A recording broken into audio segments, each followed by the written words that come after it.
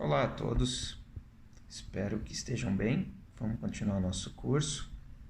Aula passada nós estávamos falando sobre o reino que tem como protagonista Jesus, alguém que ensina com autoridade, que cura pessoas.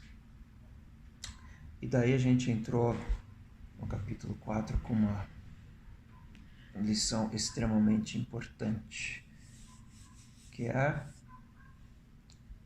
sobre a semente que cai em terra boa ou vai cair em alguma terra com problemas. E eu vou começar aqui falando a respeito disso, uma coisa que eu discordo da tradução da mensagem, que é uma tradução bem livre e contextualizada para nós. Ele coloca a comparação da lâmpada que é posta na casa ele não quer esconder nada, mas eu não concordo com quem sou eu, né? Mas eu vejo diferente. Para mim, a lâmpada que é posta no centro para iluminar toda a casa é, sim, a maneira como você vai tratar a palavra. Você vai pôr num lugar que a luz não ilumine tudo, menor importância, ou no centro da sua vida, onde toda a sua vida será iluminada pela lâmpada, pela palavra. Isso tem tudo a ver com a parábola que Jesus contou. É muito importante entender isso. Se a gente não tem essa postura em relação à palavra, não vai dar certo, porque a continuação disso vemos pessoas sendo diferenciadas pela fé, que chegam em Jesus reconhecendo quem Ele é, chegaram com um propósito diferente da multidão que já foi tão falado aqui. Multidão que estava ali mais por alvoroço, pela emoção, pela multiplicação dos pães, não havia um interesse real e genuíno pela palavra, não havia o amar a Deus sobre todas as coisas. Isso é muito importante. A gente vê um Jesus que tem autoridade, inclusive, sobre as coisas. Pode andar pelo mar. E isso é lindo, né? Vamos continuar o curso, já que está feita aqui uma síntese de tudo. Capítulo 7. Os fariseus e alguns líderes religiosos vindos de Jerusalém reuniram-se à volta dele para reclamar que os discípulos dele eram negligentes com as purificações rituais antes das refeições, o que não era lei exata. Havia rituais e leis ditas por Moisés a respeito de lavar as mãos, mas os fariseus sempre extrapolavam essas leis, sempre criavam mais e mais leis além das dadas por Moisés, e o problema é que sempre eles acabavam em contradição e fazendo uma série de desfavores para todos, né? Continuando, os fariseus e judeus em geral jamais participariam de uma refeição sem primeiro proceder ao ritual da lavagem das mãos, principalmente se tivessem chegado da feira. para não mencionar como limpavam canecas, panelas e outras vasilhas. É um bom hábito, né? O problema é você transformar isso numa lei ultra severa e de maneira que nós homens temos que servir as leis e não o contrário. Verso 5: Os fariseus e os líderes religiosos perguntaram: por que seus discípulos desrespeitam as leis, fazendo as refeições sem lavar as mãos? Jesus reagiu: Isaías estava certo a respeito de enganadores como vocês. Ele acertou em cheio. Esse povo faz um grande show, dizendo as coisas certas, mas o coração deles não está nem aí para o que dizem. Fazem de conta que me adoram, mas é tudo encenação. Eles me usam apenas como desculpa para ensinar o que se adapta ao seu gosto, alterando o mandamento de Deus e sempre adotando modismos, fazendo moda, criando coisas. Aí é que está tudo o que eu disse. Creio que não precisa explicar mais. Verso 9, ele continuou: que conveniente, não? Vocês se livram do mandamento de Deus para seguir os modismos religiosos sem serem incomodados. Moisés disse claramente: respeitem seu pai e sua mãe. Disse também: quem desrespeitar o pai ou a mãe será morto. Mas vocês driblam o mandamento alegando que é perfeitamente aceitável dizer ao pai ou à mãe: vou ofertar a Deus a ajuda financeira que eu deveria dar a vocês. Assim vocês se livram da obrigação que têm para com os pais. Vocês anulam a palavra de Deus e a trocam por suas próprias regras. Vocês são especialistas nesse tipo de coisa. Eles faziam isso com todas as leis. Existe uma lei aqui sobre tal assunto? Ok, vamos guardar essa lei e vamos fazer com toda a fidelidade e vamos criar costumes e regras extras para não desrespeitar a lei. Mas nessa aí que eles desrespeitavam. E como o coração é torto, eles usavam toda essa situação para quebrar leis que eram desfavoráveis, desinteressantes para eles cumprirem, mas dava passada na consciência com as leis novas que eles criavam e falar: não preciso cumprir essa lei aqui porque na verdade estou cumprindo outra lei aqui que cobre esta lei. E não é assim que funciona. Coração. Não aparência, não atitudes exteriores, mas atitudes interiores que refletem nas atitudes exteriores. Verso 14. Dirigindo-se à multidão, ele acrescentou: ouçam agora, todos vocês, prestem bastante atenção. Não é o que vocês comem que contamina a vida, é o que sai de vocês. Essa é a verdadeira contaminação. Intenção do coração que você faz as coisas. É muito importante. Porque essas pessoas lidavam sempre com regrinhas, faça isso, faça aquilo, e não estavam preocupados com a intenção do coração e numa maior profundidade com a palavra, com a lei. Estavam, na verdade, querendo só encobrir qualquer dor de consciência. Ele voltou para casa depois de falar à multidão, e seus discípulos disseram: não entendemos. O Senhor poderia nos explicar? Jesus respondeu: vocês também? Será que não entendem? Não sabem que o que se come não pode contaminar ninguém? Obviamente não estava falando de saúde aqui, né? Ele estava falando sobre como nós recebemos as coisas. Se nós sabemos receber as coisas, não há contaminação.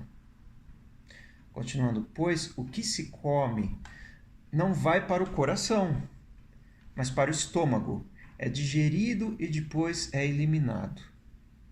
Com isso, Jesus desafiou as minuciosas leis dietéticas dos judeus, afirmando que todos os alimentos podem ser comidos.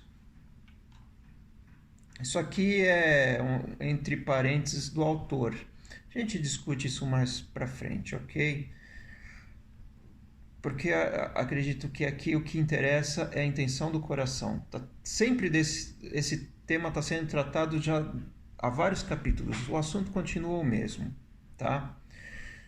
Verso 20. Ele continuou: o que contamina é o que sai da pessoa. É do coração que vomitamos maus pensamentos, obscenidades, imoralidade, roubo, assassinato, adultério, cobiça, depravação, engano, bebedice, olhar maldoso, calúnia, arrogância, insensatez. Essa é a verdadeira contaminação. Ou seja, vamos olhar com uma ótica mais profunda as coisas. Não olhem só o que você faz exteriormente, mas analise já desde a sua origem interior, seu coração. Dali Jesus partiu e foi para os arredores de Tiro. Entrou numa casa para não ser encontrado, mas a notícia de sua chegada se espalhou, o mesmo padrão.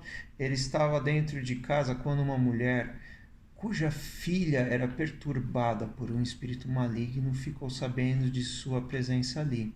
Ela se ajoelhou aos seus pés, implorando ajuda. A mulher era grega, sírio-fenícia de nascimento, e pediu que ele curasse sua filha. Aqui, primeira citação às claras de um povo que não é judeu. É um detalhe importante. Ele disse: espere sua vez. Os filhos devem ser alimentados primeiro. Jesus estava se referindo aos judeus. Se sobrar alguma coisa, os cães poderão comer. Só para constar, ele não estava insultando a mulher, não. Na língua original, dá para perceber que não está sendo um insulto, mas está sendo uma comparação de alguém que é benquisto em sua nação, mas não faz parte de fato da sua nação. Né? É isso que ele está dizendo, só isso. Ele não está insultando ninguém aqui, tá? Que em português parece que houve um grande insulto aqui e não é isso. Ela foi rápida. Entendo, mestre, mas os cães não comem das migalhas que os filhos deixam cair? Os cães não comem das migalhas que os filhos deixam cair? Jesus ficou impressionado com a resposta dela. Tem razão. Vá para casa. Sua filha não está mais perturbada. A aflição demoníaca se foi. Ela foi para casa e encontrou a filha tranquila na cama, livre daqueles tormentos. Então a gente tem a introdução aqui da palavra sendo direcionada a todos os povos, não mais só aos judeus, mas primeiro aos judeus, depois a todos. Verso 31. Ele deixou a região de Tiro e voltou para o mar da Galileia, passando por Sidom e pelo distrito das 10 cidades, onde estava o homem que fora curado da legião de demônios. Algumas pessoas trouxeram um homem que não podia ouvir nem falar e pediram a Jesus que impusesse as mãos sobre ele. Jesus tocou nos ouvidos do homem e passou-lhe um pouco de saliva na língua. Então orou: suspirou profundamente e ordenou: Efatá, abre-se. E assim aconteceu. O homem ouvia e falava perfeitamente. Jesus ordenou que mantivesse o fato em segredo, mas eles, entusiasmados, não paravam de falar no assunto.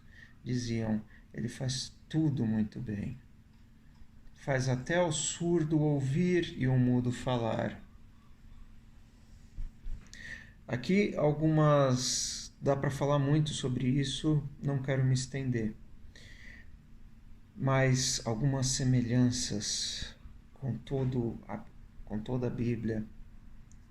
Primeiro, olhos que não enxergam, têm ouvido, mas não ouvem. Citação de Isaías. O que está acontecendo aqui? Jesus está falando coisas extremamente importantes. O reino é chegado e as pessoas não percebem, elas não entendem, elas não ouvem. Saliva. Lembram o sopro de Deus para o homem? Isso gera vida.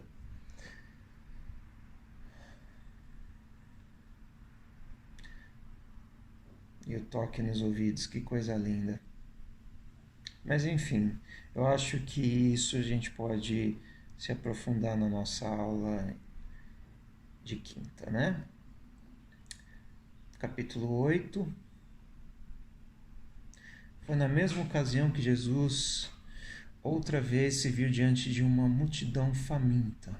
Ele chamou seus discípulos e disse: Estou com o coração partido por causa desta gente. Há 3 dias estão comigo e não tenho o que comer. Não posso mandá-los embora com fome. Vão acabar desmaiando no caminho.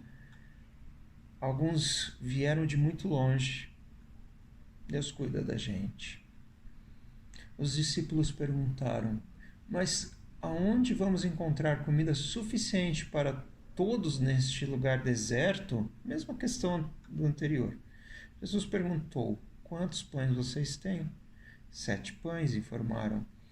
Jesus então mandou que o povo se assentasse. Depois de ter dado graças, tomou os 7 pães, partiu-os e entregou-os aos discípulos para que os repartissem com o povo. Havia também alguns peixes. Ele abençoou os peixes e ordenou aos discípulos que os repartissem de igual modo. Todos comeram à vontade e foram necessários 7 grandes cestos para recolher as sobras. E os que partiram da refeição foram cerca de 4.000. Depois de despedir a multidão, Jesus entrou no barco com os discípulos e foram para Dalmanuta. De novo, a repetição do mesmo milagre com números diferentes, mas essencialmente o mesmo milagre. As pessoas buscando assiduamente o reino em primeiro lugar, as demais coisas sendo acrescentadas. Por isso que a gente não deve se preocupar com as demais coisas, não deve priorizar, porque as demais coisas serão acrescentadas. Simples. Quer dizer, eu simplifiquei, mas é porque o que realmente importa é Deus que nos dá vida. Verso 11. Quando chegaram, os fariseus vieram pressioná-lo para que ele desse uma prova de quem era. Lembra que eu falei que era importante isso? Desafiado, Jesus perguntou: Por que esta geração pede um sinal milagroso como garantia? A verdade é que vocês não terão sinal nenhum. Lembram de Isaías falando do sinal? A Virgem dará à luz um menino, seu nome será Emanuel. Por isso que é importante ler aqueles textos lá que eu passei. Mas, engraçado, Jesus falou, vocês não vão ter sinal nenhum, não. Vocês estão pedindo sinal, não vão ter. Porque não estavam enxergando. Estava bem na cara deles, na verdade. Verso 13. Dali, ele voltou para o barco e dirigiu-se para o outro lado do mar. Os discípulos, porém, esqueceram-se de levar pão, exceto por um pedaço. Aproveitando a oportunidade, Jesus aconselhou-os: fiquem de olho no fermento dos fariseus e dos partidários de Herodes, que estavam conspirando para matá-lo. Pensando que ele os repreendia por haverem esquecido o pão, começaram a culpar um ao outro. Ainda estavam com a ótica errada, estavam preocupados com questões que não eram a principal. Percebendo o que se passava, Jesus perguntou: por que estão discutindo por haverem esquecido o pão? Não entenderam ainda? Não conseguem perceber? Não se lembram dos 5 pães que demos aos 5.000? Quantos cestos de sobras vocês recolheram? Eles responderam: 12, o número 12 aí de novo. E dos 7 pães para os 4.000, quantos cestos de sobras vocês recolheram? 7. Ele perguntou: ainda não entendem? Ao chegarem eles a Betsaida, algumas pessoas trouxeram um cego e pediram a Jesus que o tocasse. Tomando-o pela mão, ele o levantou para fora da cidade. Passou saliva nos olhos do homem, de novo, saliva, de novo para tocar. Impôs as mãos sobre ele e perguntou: consegue ver alguma coisa? Ele olhou para cima e disse: vejo homens, só que eles parecem árvores andando. Jesus voltou a impor as mãos sobre ele. Dessa vez, o homem percebeu que havia recuperado completamente a visão. Agora via tudo com perfeição. Jesus mandou-o para casa advertindo: não entre na cidade. Aqui a gente já falou um pouquinho disso em uma das aulas, mas relembrando, segunda vez, percebam que está se repetindo o padrão. 2 multiplicações de pães e 2 curas muito parecidas. Tudo bem que esse não era surdo, mas aqui, diferente da primeira, ele não cura logo de cara com a saliva. E tem que tocar de novo. E daí sim é curado. Né? Então, isso tem uma razão de estar sendo contada desta forma. Por que estão sendo repetidos milagres muito parecidos? Eu já dei o spoiler, mas eu vou falar de novo então. Porque Jesus estava falando, ensinando, e o povo não estava entendendo. Eles só realmente entenderam na ressurreição de Jesus. Estou falando dos discípulos apóstolos. Discípulos e apóstolos, né? Então tem uma conexão incrível entre esses. Jesus e seus discípulos visitaram as cidades ao redor de Cesareia de Filipe. Enquanto caminhavam, ele perguntou: quem o povo diz que eu sou? Eles responderam: alguns pensam que é João o Batista, outros acham que é Elias. Há quem pense que é algum dos profetas.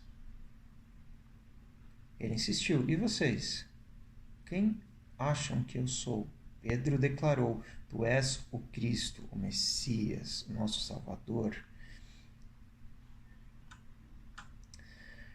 Jesus pediu que guardassem segredo, que não dissessem nada a ninguém.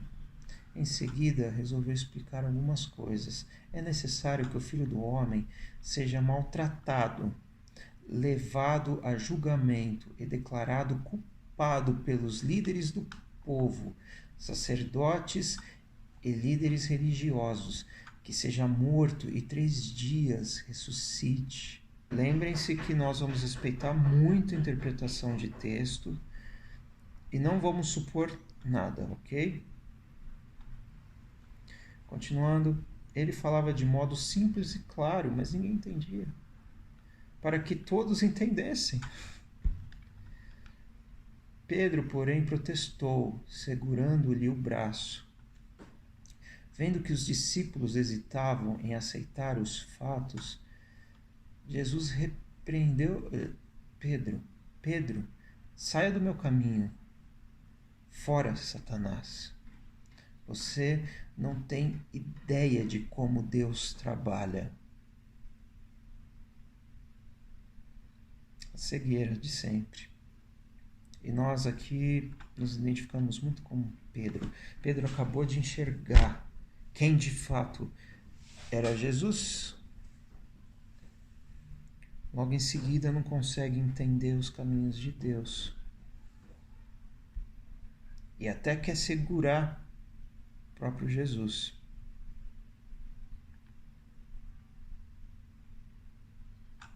Percebe semelhança com o cego que passou saliva, mas não conseguia ver ainda perfeito, via árvores, homens que pareciam árvores.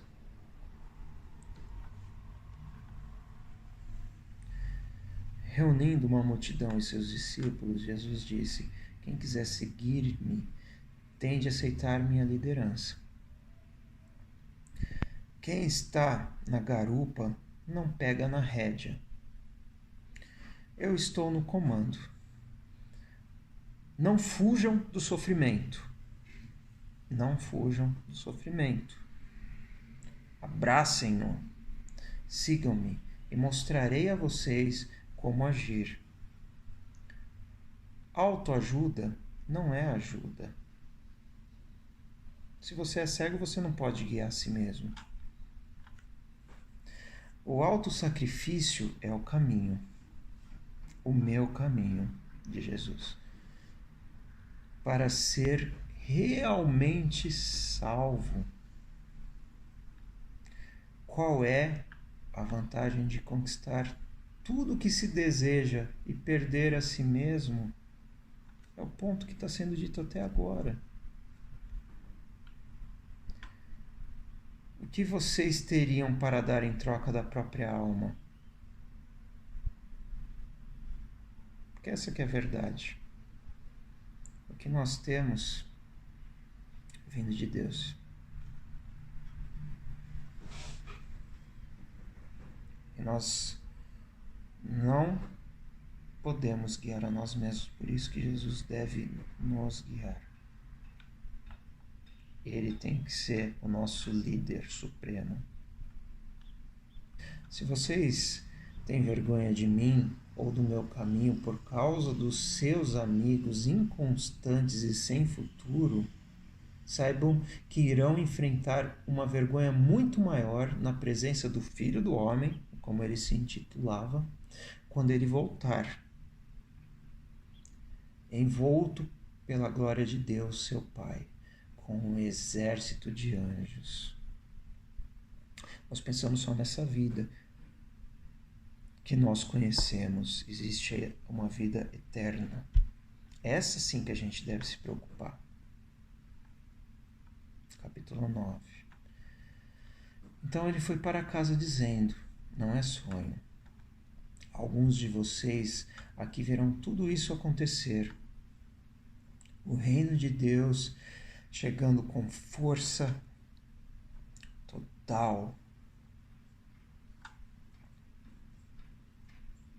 Aqui eu preciso fazer um adendo sobre o que vai ser a última matéria do curso no módulo 2, Apocalipse. Eu preciso já desconstruir muita coisa que vem de tradição interpretativa cristã e não condiz com as escrituras. Então, limpem as suas mentes quando vocês ouvirem falando de Jesus, relatando sobre o reino de Deus, a volta dele. E já antecipo que sim, ele vai voltar fisicamente, aqui nós veremos isso. É porque existe tantas coisas mal interpretadas em Apocalipse que já começa a distorção aqui. Mas como essa é uma conversa muito longa, vamos seguir.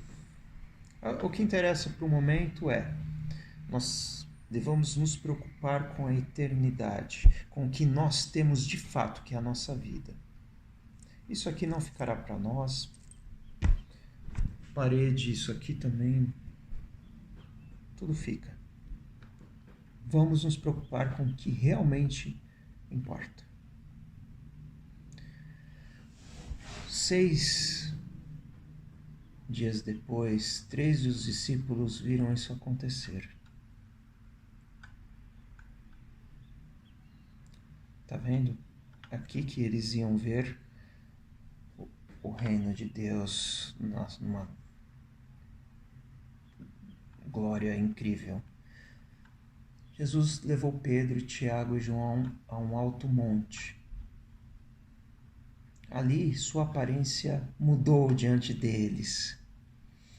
Suas roupas brilhavam intensamente, de uma brancura tal que ninguém seria capaz de produzir. Eles estavam vendo, de fato, Jesus. De repente, eles perceberam que Elias e Moisés estavam ali também. Os profetas e a lei, conversando com Jesus.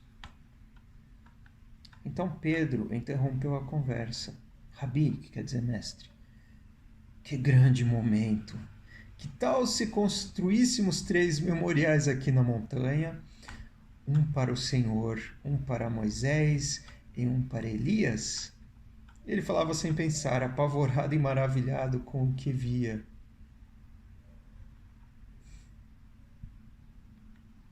Mais uma vez, nós homens querendo ditar as coisas. Naquele instante, uma nuvem brilhante os envolveu e da nuvem ouviu-se uma voz: Este é meu filho, marcado pelo meu amor. A mesma, lembra da voz lá do batismo dele? Esse é meu filho, marcado pelo meu amor. Ouçam-no. Qual a semelhança? O Espírito Santo desceu na forma de uma pomba, como uma pomba, sobre ele. Aqui ele estava na sua forma gloriosa. Lembra que Jesus falou sobre luz? Que ele brilhava, e vestes brancas como é impossível para nós termos. Vamos escutar Jesus. No minuto seguinte, os discípulos olharam ao redor, esfregando os olhos. Não estavam vendo mais ninguém a não ser Jesus. Enquanto desciam a montanha, Jesus os fez prometer que guardariam o segredo, como sempre. Não digam nada a ninguém sobre o que viram, até que o Filho do Homem levante-se dos mortos. Mas eles ficaram imaginando o que significaria levantar-se dos mortos. Eles não estavam entendendo o que Jesus está falando claramente. Eu vou morrer e vou levantar dos mortos.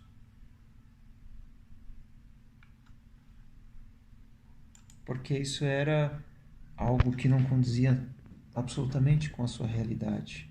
Algo que acabou de acontecer também que não condizia absolutamente com a realidade deles. Que a gente tenha olhos para enxergar. Mas eles ficaram curiosos. Verso 11. Eles fizeram uma pergunta: por que os líderes religiosos dizem que Elias tem que vir primeiro. Está lá nos textos que eu passei para vocês. Jesus explicou, Elias vem para deixar tudo pronto. Começo do... Olha como ele está remetendo de novo ao começo de Marcos aqui. Agora, com tudo que a gente já sabe, a gente pode compreender muito melhor a introdução de Marcos.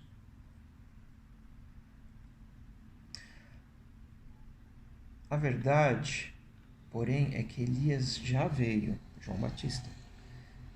Mas eles não reconheceram, eles o desprezaram, assim como irão tratar o Filho do Homem. De acordo com as Escrituras, ele sofrerá terrivelmente, Jesus sofrerá terrivelmente, será torturado e tratado com desprezo. Por exemplo, isso leiam Salmo 22 que vocês vão entender melhor. Verso 14. Quando desceram a montanha para se reunir aos outros discípulos, viram-se rodeados por uma multidão imensa que debatia com os líderes religiosos. Assim que viu Jesus, o povo ficou animado. Correram para ele e o saudaram. Ele perguntou: o que está acontecendo? Por que toda esta agitação? Um homem da multidão respondeu: Mestre, eu trouxe meu filho, que foi deixado mudo por um demônio. Toda vez que o demônio se apossa dele, joga-o no chão. Mesma coisa, né? Aprisiona a gente, maltrata. O menino baba, range os dentes e fica rígido como uma tábua. Falei com os teus discípulos, esperando que o libertassem, mas não puderam. Tem alguma coisa errada com o discurso dele aqui, né? Vê como ele não chegou em Jesus da mesma forma que os demais. Jesus suspirou, inconformado. Mas que geração! Vocês não conhecem Deus. Até quando vou ter que aguentar esse tipo de coisa? Quantas vezes ainda vou ter de passar por isso? Traga o menino aqui. Eles o trouxeram. Quando o demônio viu Jesus, apossou-se do menino, que ficou babando e se contorcendo no chão. Jesus perguntou ao pai do menino: há quanto tempo isso acontece? Desde que era pequeno. Muitas vezes o demônio o joga no fogo ou no rio para matá-lo. Se o Senhor puder fazer alguma coisa, tenha misericórdia e nos ajude. Jesus disse: se eu puder, tudo é possível para quem tem fé. Aqui, a questão da fé, então, ela fica mais evidente. Os outros tiveram fé. E aqui, Jesus aponta que esse homem não está tendo fé, que é o que está o diferenciando. Assim que Jesus disse essas palavras, o pai do menino exclamou: eu creio, mas me ajude a vencer as minhas dúvidas. Percebendo que a plateia ficava cada vez maior, Jesus deu ordens expressas ao espírito maligno. Espírito mudo e surdo, eu ordeno, sai dele e não volte. Com muito estardalhaço o espírito saiu. O menino estava pálido como um defunto, de modo que as pessoas começaram a dizer: ele está morto.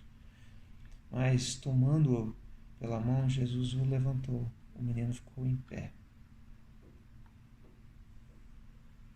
Depois que chegaram a casa, os discípulos perguntaram a Jesus: por que não pudemos expulsar o demônio? Ele respondeu: não há outro meio de se livrar desse tipo de demônio a não ser com oração. Saindo dali, viajaram pela Galileia. Jesus não queria que ninguém soubesse de seu paradeiro, pois queria ensinar seus discípulos. Ele anunciou: o Filho do Homem está para ser traído por gente que não quer nada com Deus. Eles o matarão, mas 3 dias depois ele aparecerá vivo. Eles não sabiam o que ele estava falando, mas tinham medo de perguntar. Jesus estava falando tão claramente, mas eles não entendiam, porque não correspondiam, aquilo que Jesus estava falando não correspondia ao que eles esperavam do Messias. Eles esperavam o Messias que chegasse lá e fizesse tudo acontecer do jeito deles. Deus sim sabe o que está fazendo. Ele sim tem condições de fazer da melhor forma. Ele sim que sabe o que é bom para nós. Aqui você vê então Jesus curando um menino. O pai não tendo fé suficiente. E daí que vem aquela questão, né, que muitos falam: tá vendo? Não foi curado, é porque você não tem fé. Mas aqui Jesus, o homem fala: eu creio, mas me ajuda com as minhas dúvidas. Isso sim foi genuíno para Jesus. Mas mesmo assim, Jesus cura. Verso 33. Eles foram para Cafarnaum. Já em casa ele perguntou: o que vocês discutiam pelo caminho? Quem discutiam os discípulos? O silêncio foi constrangedor, porque eles estavam discutindo sobre quem deles era o maior. Ele se assentou, chamou os 12 e disse: saibam que quem quiser ser o primeiro ficará por último e será servo de todos, que nem Jesus. Jesus, ele se entrega à morte por amor a todos.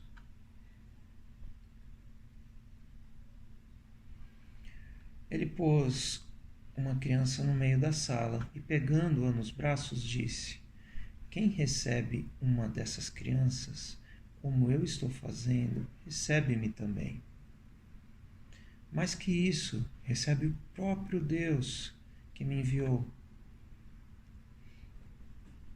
Ele está falando aqui uma criança singela, alguém que não poderia ser um líder nessa situação, porque é sobre isso que está falando o texto. Mas você recebe essa criança, você está recebendo o próprio Deus, que esse sim é líder.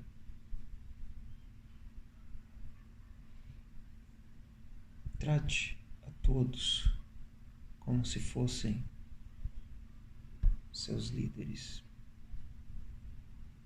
Se coloque em último lugar de serviço. E não seja líder na concepção do mundo que manda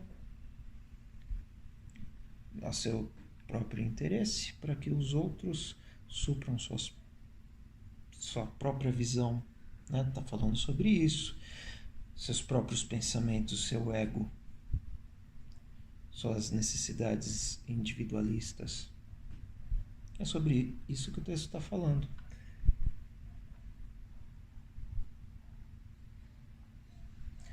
Então João disse a Jesus: mestre, vimos um homem usando o teu nome para expulsar demônios e o impedimos, porque ele não é do nosso grupo.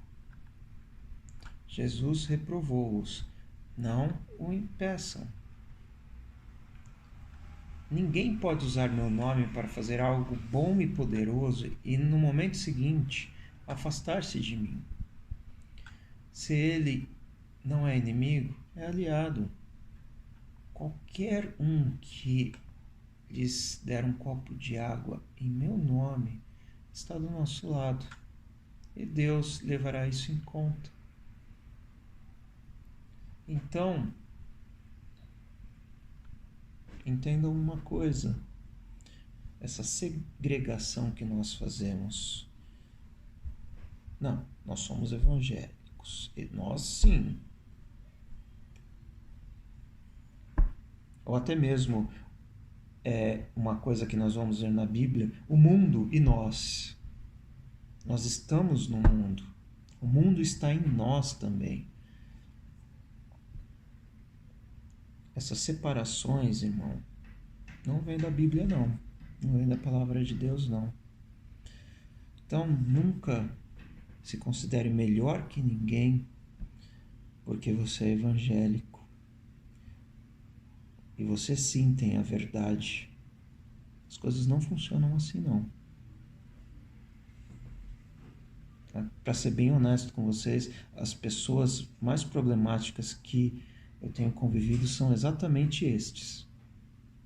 E ao longo da história, que vocês também vão estudar um pouquinho comigo, você vai ver que os piores carrascos e perseguidores dos cristãos são a própria igreja. Vocês vão ver isso.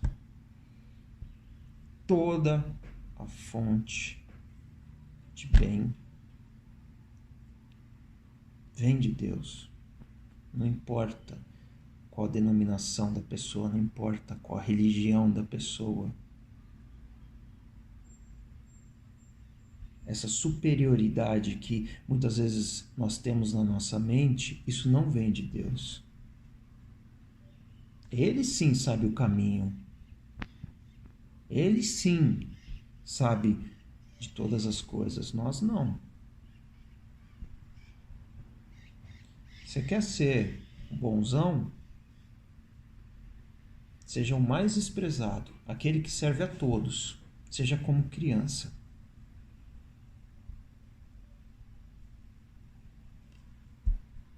Que vocês nunca mais excluam uma pessoa ou diminuam ou desprezem uma pessoa por causa das crenças delas, por causa de algum pecado que ela tem dificuldade. Saiba que vocês estão errando quando vocês fizerem isso. Tudo que vocês fizerem, façam como se estivesse fazendo para Deus, não importa quem seja. Verso 42.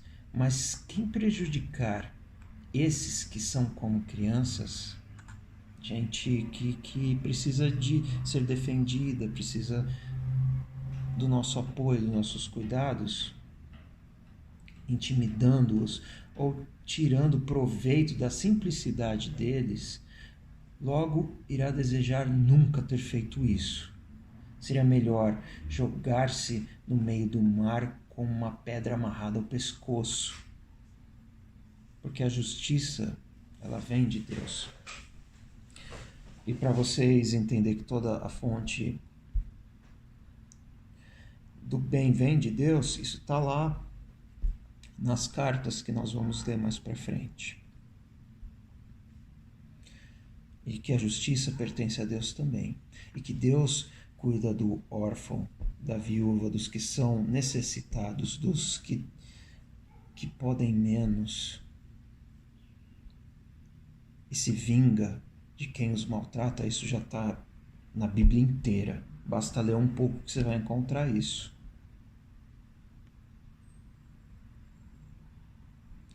Se sua mãe, se sua mão ou seu pé os atrapalha na caminhada com Deus, é melhor cortá-los e jogá-los fora. É preferível viver mutilado ou aleijado do que ter 2 mãos e 2 pés que o levem para a fornalha de fogo eterno.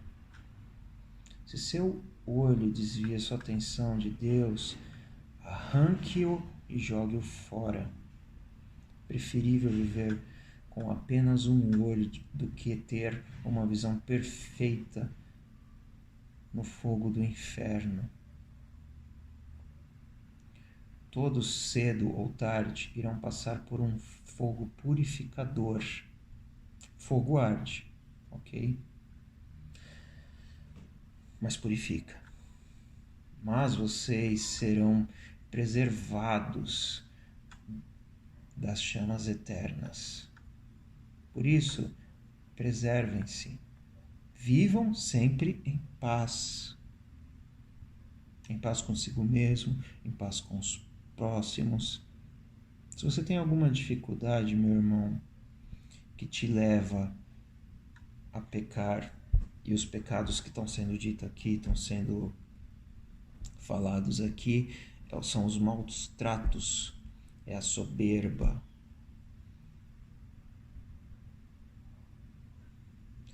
É melhor você ficar sem aquilo. É melhor fazer sacrifícios, às vezes. Eu estou querendo dar algum exemplo, mas eu não vou dar não, porque cada caso é um caso. Eu prefiro discutir isso pessoalmente com vocês. Né? De exemplos práticos, de aplicação prática do que está sendo dito aqui. Mas Jesus vai falar de algumas questões agora. Dali ele foi para a região da Judéia, do outro lado do Jordão. Como sempre, uma multidão o acompanhava e ele punha-se a ensiná-los. Um dia os fariseus vieram provocá-lo. É permitido a um homem divorciar-se de sua esposa? Teste mesmo, né? Pegadinha. Jesus perguntou: o que Moisés determinou? Eles responderam: Moisés deu permissão que um marido a mandasse embora, dando-lhe uma certidão de divórcio. Exemplo puro do que Jesus está falando aqui, que existe a lei, as pessoas obedecem externamente só para dar um alívio de consciência, mas o coração está todo contaminado. Jesus disse: Moisés deu esse mandamento apenas como concessão ao coração duro de vocês.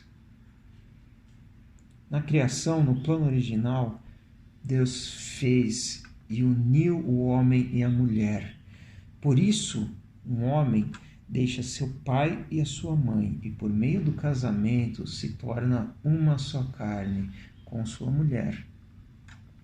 Não são mais dois indivíduos, formam agora uma nova unidade. Deus criou uma união tão perfeita que ninguém pode ter a ousadia de profaná-la, separando-os.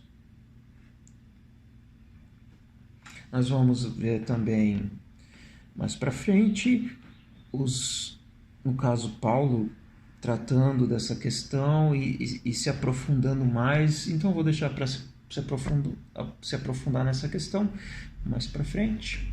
O que eu chamo a atenção aqui de vocês é como Deus sabe lidar conosco. Deus não chega com sua extrema santidade e fala: vocês, qualquer coisa que vocês fizerem a partir de agora, fim da linha. Não. Deus sabe conviver com o nosso nível e sabe fazer o nosso nível crescer. Ele sabe lidar com o nosso coração duro. E você vai ver esse tratamento de Deus para conosco o tempo todo. Você vai ver exemplos de, por exemplo, por que na lei Deus trata de proteger os escravos, dá dia de descanso, que se acontecer algum acidente e o escravo se machucar, esse escravo tem que ser liberto. Por que Deus vem e fala: eu não vou simplesmente extinguir a escravidão neste momento, mas eu vou fazer com que vocês tratam seus escravos de forma humana, como um dos seus, com respeito. Porque eu entendo que todo o sistema econômico, social de vocês está fundamentado na escravidão. Então, neste momento eu não vou acabar com a escravidão, apenas vou criar normas aqui, estabelecer normas para vocês tratarem de forma digna alguém que é escravo. Mas eu não estou de acordo com a escravidão não, e vai chegar um momento que eu vou acabar com isso. Né? Isso é um exemplo. A questão aqui que ele fala, tão bonito, do casamento, de se tornar um. Veja o conceito, vamos observar o conceito de unidade que Jesus está tratando, porque ele já se pôs como um com o Pai. Quem vê a ele, vê o Pai. Então vamos atentar agora para este assunto também. Vamos, ao longo do texto, observar e nos aprofundar nesta questão, ok? Depois que estavam em casa, os discípulos voltaram a tocar no assunto. Jesus foi muito direto. O homem que se divorcia de sua esposa para se casar com outra comete adultério contra ela. A mulher que se divorcia do marido para se casar com outro comete adultério também. Por quê? Porque está levando em conta só a ele, está ferindo outra pessoa. E Deus não é dessa forma. Você trata ao próximo com o mesmo amor que você se trata. Lembram disso? É por causa disso essa lei. É por isso que ele está tratando desta forma. Alguns estavam trazendo crianças a Jesus na esperança de que ele as abençoasse. Mas os discípulos deram uma bronca nessa gente. Jesus não escondeu a irritação. Não tentem afastar essas crianças. Não as impeçam de vir a mim. O reino de Deus é feito de pessoas que são como crianças. Prestem atenção, se vocês não aceitarem o reino de Deus com a simplicidade de uma criança, nunca entrarão nele. Lembra que foi falado a respeito de criança agora, né? São pessoas que precisam de proteção, que precisam de cuidados, que não pegam a sua vida e falam, eu que mando na minha vida, eu faço o que eu bem entender. Porque a pessoa que age dessa forma é um cego que não sabe aonde está pisando, mas ela se faz de sã. Ela finge que está enxergando tudo perfeitamente quando não está enxergando é nada. Nós precisamos ter uma posição de humildade para entrar no reino de Deus e assumirmos nossas limitações como seres humanos e, sim, que a gente diga, sim, eu dependo de Deus. Afinal, a minha vida veio dele, é dele. É claro que eu dependo dele para tudo. Isso não é se eximir de responsabilidades, não. Antes disso, é você saber quem você é. Saber que é um ser que tem conhecimento, percepções limitadas, opiniões que podem estar completamente equivocadas. Você não sabe o seu dia de amanhã, você não sabe o que vai acontecer daqui 5 minutos na sua vida. Antes é uma consciência. Então, tomando as crianças nos braços, impunha as mãos sobre elas e as abençoava. É assim que Jesus trata quem é humilde. Jesus caminhava pela rua e um homem veio correndo, ajoelhou-se e perguntou, bom mestre, que devo fazer para alcançar a vida eterna? É um assunto que está entrando aqui, está cada vez mais ganhando foco. Jesus perguntou, ganhando foco desta forma, né? Porque a vida eterna tem tudo a ver com o reino desde o princípio. Jesus perguntou, por que você me chama bom? Ninguém é bom a não ser Deus. Você conhece os mandamentos? Não mate, não cometa adultério, não roube, não minta, não engane, honre seu pai e sua mãe. Ele disse: Mestre, faço tudo isso desde muito novo. Jesus olhou nos olhos e, cheio de amor por ele, disse: falta algo. Venda tudo que você tem e dê aos pobres. Com toda a sua riqueza, então, estará no céu. Depois venha me seguir. Foi um choque. Aquela era a última coisa que ele esperava ouvir. Assim, abatido, ele se foi, sendo muito apegado aos seus bens, não queria abrir mão de tudo. Ou seja, a riqueza está acima de Deus. E aqui eu vou já mencionar uma outra questão, que os testemunhas de Jeová usam muito esse versículo para falar: tá vendo? Jesus falou que ele não era bom porque só Deus é bom. Ele não foi isso que ele disse, não. Ele falou só Deus é bom. E a identidade dele aqui não estava revelada. Ele é Deus. Então, isso não pode ser ignorado. Isso não pode ser tirado de contexto. Então, quem usa isso, usa fazendo distorções mesmo, ignorando tudo que foi dito do texto, porque aquele versinho convém a ele tira aquele versinho e fala: tá vendo? Eu tô certo. Que a gente nunca faça isso. Sempre que a gente citar alguma coisa, a gente tem que estar extremamente consciente do que diz o livro inteiro,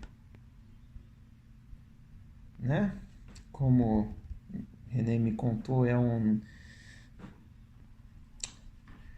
seguinte frase: verso sem contexto é pretexto para heresia.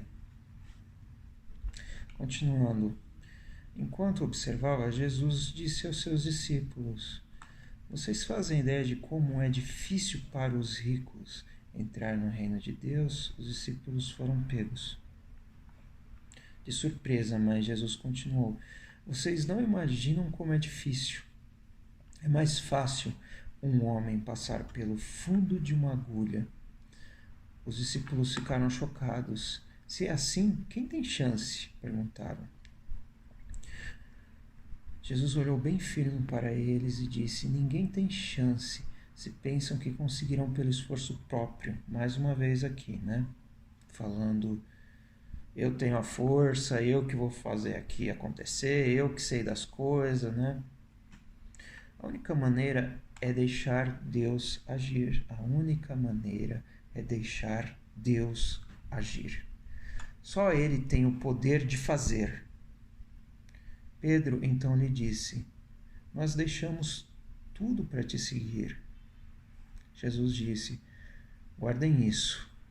Ninguém que sacrifique casa, irmãos, irmãs, mãe, pai, filhos, propriedades, seja o que for, por minha causa e por causa da mensagem, da palavra, sairá perdendo. Eles terão tudo de volta, multiplicado muitas vezes em casas, irmãos, irmãs, mães, filhos e propriedades, mas também em problemas. Por exemplo, ele já definiu a família. Quem são os irmãos, as irmãs e a mãe dele? Quem faz a vontade de Deus é sua família. E guardem isso, porque eu acabei de falar sobre não criar separações. Então, essa é minha família, então nós somos os bons, o resto não presta. Não é isso que está sendo dito. Vocês vão entender esse conceito de família que é muito importante lá na frente. Ele não trata sobre inferioridade ou superioridade, mas sim de identificação. Ok? E as mesmas coisas. Você deixa a riqueza por causa do reino, Você não sabe o que te aguarda na vida eterna. Daí a gente imagina, né, uma super mansão. Cara, quem tem vida eterna precisa de mansão? Uma pergunta que eu me faço, eu passo para vocês. Quando você fala, eu largo tudo por causa do reino, é porque você sabe que o que realmente importa é isso. Você passa a ter vida. Todas as suas necessidades serão supridas. Você tem um Deus que cuida de você. Você passa a cuidar do que realmente você tem, de fato. E a partir disso, felicidade, paz. Eu me sinto completo com Jesus, mesmo sendo eu tão imperfeito, com tantas deficiências, sendo tão limitado. Acho que vocês entenderam bem. E é engraçado, mas também em problemas, né? Ele falando dessa vida que nós estamos agora. Quantos problemas temos um com os outros, né? Mesmo a gente se entregando de todo o coração a Deus, mesmo assim o nosso convívio é difícil, né? Complicadíssimo. Mas vale a pena. Terão ainda o prêmio da vida eterna. Vida eterna. Guardem isso. É uma questão que agora entrou aqui que a gente precisa entender melhor o que é essa vida eterna. Aí está de novo a grande inversão. Muitos primeiros serão últimos. E muitos últimos primeiros. Ele está se referindo, se você quer ser líder, seja o servo de todos. Ele está se referindo mais uma vez a isso. Tudo que está sendo dito tem tudo a ver com isso. Ó, coração. O que está aí dentro do seu coração? O que realmente importa para você?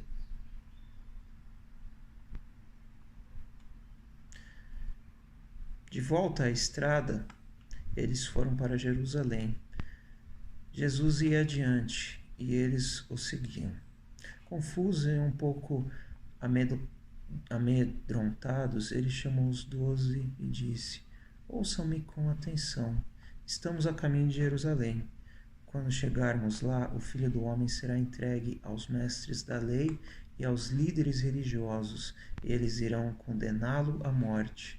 Eles o entregarão aos romanos, que irão zombar dele, cuspir nele, torturá-lo e matá-lo. Mas depois de 3 dias ele se levantará vivo. Mais uma vez Jesus falando o que ia acontecer com ele. Tiago e João, filhos de Zebedeu, foram falar com Jesus: Mestre, queremos que o Senhor faça algo por nós. Verei se posso fazer. Eles pediram: permite que tenhamos os lugares de maior honra na tua glória. Você é o rei, eu quero ser o primeiro-ministro. Um à tua direita e outro à esquerda. Jesus disse: vocês não fazem ideia do que estão pedindo. Vocês são capazes de beber do cálice que estou para beber e de receber o batismo que estou para receber? Sem dúvida, eles disseram. Por que não? Eles nem faziam ideia. Jesus está falando tão claramente, eles ainda não... Jesus disse: pensem nisto. Vocês vão mesmo beber o cálice que eu bebo e ser batizados com o meu batismo. Eles foram mortos também por causa de Jesus. Mas, quanto aos lugares de honra, não é comigo. Isso já está decidido. Os outros 10 ouviram a conversa e ficaram indignados com Tiago e João, porque eles estavam pedindo privilégios, queriam ser os bambambam ali, queriam ser vice-presidente, reitor, né? Jesus está ensinando lá desde os outros capítulos que não é assim. O reino não funciona dessa forma. Lembra que eu falei sobre superioridade, inferioridade? Não cometam esse erro.